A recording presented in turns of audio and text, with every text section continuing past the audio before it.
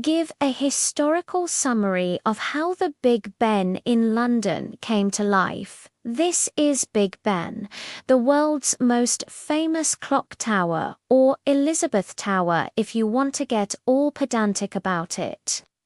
And this is where our story begins in 1859, with an intense competition between two very talented clockmakers, one of which was named Denny, although he would later regret being so hasty in accepting this gig. The government had just announced plans for a new clock tower to be built at the north end of the Palace of Westminster, the seat of the Parliament of the United Kingdom. The tower would need to be over 300 feet tall to be visible above the roofline of the palace, and have a massive clock face that could be read from miles away. It was hoped that the new clock tower would come to symbolize London itself, much like the Eiffel Tower symbolizes Paris, but before that could happen, they needed someone to build it. And so 4 of the best clockmakers in England submitted proposals for the project, including these 2 guys, Denny and another fellow by the name of Bazet, who both ended up in the final round. For their final round pitches, each were given £4,000 and a whole year to design and build a model of their proposed clock tower, complete with moving gears and everything. They would then be judged on the accuracy and reliability of their clocks, the general design of their tower, and how well it could be seen from afar. Now, while Basil, how do you say his name? Well, while he spent his £4,000 and his entire year making the most intricate and finely detailed model of the tower that he possibly could, Denny had other plans. You see, Denny already had a really lucrative business going on, selling smaller clocks, and didn't want to waste time making a large-scale model of a clock tower that he probably wasn't gonna get. So instead, he hired a team of assistants to do the hard work for him and spent the entire year traveling around Europe with his wife in first class, even though his proposal required him to return to London with a full-size set of working gears and springs. So instead of making a bunch of little ones, but whatever, I guess. So when the time came for the final presentations, Bachelor showed up with a suitcase full of tiny, intricate clock parts, while Denny showed up with a big grin and a full-size set of working gears and springs. Everyone was super impressed by Bachelor's detailed model, but ultimately Denny won the contract because his clock was considered more accurate and reliable. And then Denny went off to collect his £50,000 prize and never made a single payment to any of his assistants.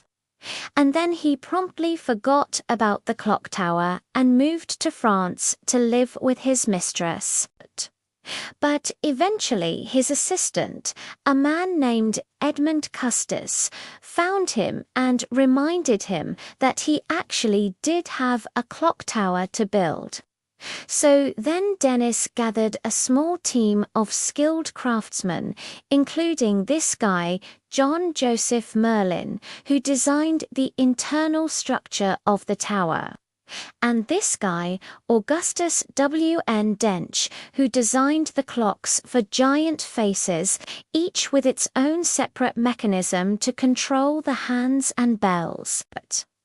After 4 years of construction, the clock tower was completed, consisting of 9 different clock mechanisms, 5 dials, 324 steps, a 13-ton great bell, and a 7-ton smaller bell, all housed within a 316-foot-high tower, originally known as the Clock Tower, but later renamed Elizabeth Tower after Queen Elizabeth II in 2012. And we can only imagine what the public thought when they first saw the tower finished, like, oh my God, it's so tall. Oh my God, it's so big. Oh my God, I wonder if there's a Starbucks in there. Because it was widely believed that the clock tower was not only the tallest structure in London, but also the tallest structure in the entire world. I mean, it held the title of world's tallest building for just under 3 weeks, surpassed only by the newly constructed 319-foot-high Washington Monument in 1859.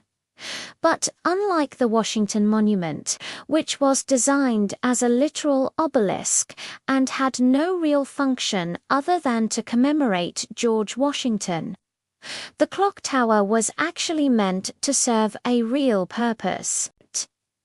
The primary function of the tower, as mentioned before, was to house a giant clock that could tell the time from far away, like from across the river, for example. But beyond that, it was also meant to house a bell that could ring out at the top of every hour and every 15 minutes. And it turns out that making a bell that can ring every 15 minutes for years and years and years proved to be quite difficult. Not only did the original bell break down constantly due to the intensity of ringing every 15 minutes, but it was also producing sounds that were deemed offensive to the public. In fact, in 1859, a member of Parliament wrote, quote, "It sounds something like a steam engine going. A BGGGO steam engine go," which inspired the official nickname of Big Ben, which then inspired the less official nickname of Big Ben. So it was decided that the bell needed to be recast with a higher pitch. And so in 1859, Big Ben No. 1 was removed and taken to be recast, and in 1862 a brand new bell, nicknamed Big Ben No. 2 was installed. But this new bell also turned out to be problematic, not because it sounded bad, but because it sounded good. See, the bell was so loud and so resonant that it was vibrating the entire tower, causing the clock's hands to stop working every single time it rang. But rather than fix the bell, they fixed the hands. They made them heavier so the bell couldn't move them anymore. Except that turned out to be a pretty crappy solution, because now the hands wouldn't move at all unless they were manually rotated by hand. And so in 1866, the faulty bell was taken down and sent to be recast once again, and this time it came back with a crack in it. So they had to recast it yet again, and this time they finally got it right. And so in 1866, Big Ben No. 4 was installed, which solved all of the problems that plagued the previous versions. It never broke down, it never vibrated the hands, and it never drove everyone in a 5-mile radius crazy. However, Big Ben did go through several different clock mechanisms during its lifetime. After all, it was constantly breaking down until finally, in 1901, the whole thing was completely redesigned by a chap named William Potts. And these are the clocks that we have today. although there have been several minor renovations throughout the years, such as adding electric motors in the 1920s to make the clocks run more accurately and automating the chimes in the 1980s to make sure that they happened on time. However, in 2017, it was discovered that the clock's internal temperature controls were wildly inaccurate, which threw the clock off by as many as 55 seconds every single day. Which might not seem like that big of a deal, but it turns out that's actually a huge deal. You see, the accuracy of Big Ben is maintained by a human operator whose job it is to manually rotate the minute hand every day to make sure that the clock stays on time. However, because of the faulty temperature controls, the minute hand was being thrown off by up to 55 seconds every day, meaning that the poor clock operator was having to adjust the clock by up to 4 minutes every single day. And the solution, if you've been holding your breath waiting for someone to mention it, is simply to replace the faulty temperature controls with new ones. However, the clock was so complicated that no one could figure out how to properly remove the old temperature controls without taking the entire clock apart. Fortunately, after months of painstaking effort, a team finally figured out how to remove the temperature controls without damaging anything else.